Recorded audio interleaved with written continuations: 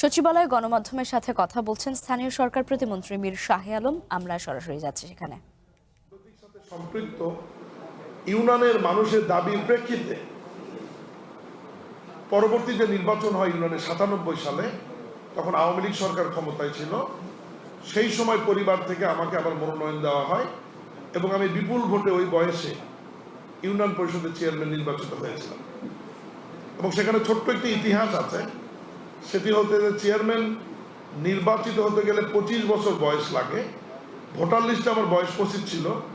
আমি সেই অনুযায়ী নির্বাচন মনোনয়নপত্র দাখিল করেছি, বৈধ হয়েছি, নির্বাচিত হয়েছি, কিন্তু আমার এসএসসি সার্টিফিকেট অনুযায়ী বয়স ২ বছর কম ছিল।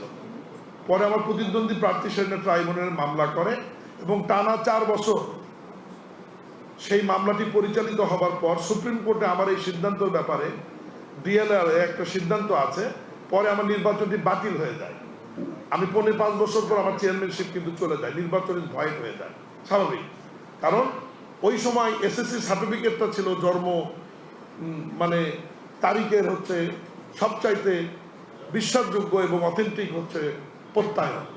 যদিও আমার বাবা এফিডেভিট করে দিয়েছিল, বিভিন্ন ফর্মালিটিজ আমরা মেনটেন করেছি, কিন্তু সুপ্রিম কোর্ট শেষে বললো যে না, এই সময় এসএসসি সার্টিফিকেটের বয়সটাই গ্রহণযোগ্য হবে, আপনার ভোটার লিস্ট বা অন্য কিছু হবে না। এই যে আমার রাজনীতিটা শুরু। এরপর আমি উপজেলা বিএনপির সাংগঠনিক সম্পাদক ছিলাম, নির্বাচিত। এরপরে ২০০২ সালে যখন নবগঠিত শিখগঞ্জ পৌরসভা হয়, পৌরসভার বিএনপিকে গোছানোর জন্য আমাকে সেখানে কনভেনারের দায়িত্ব দেওয়া হয়। আমি আহ্বায়ক ছিলাম শিখগঞ্জ পৌরসভা।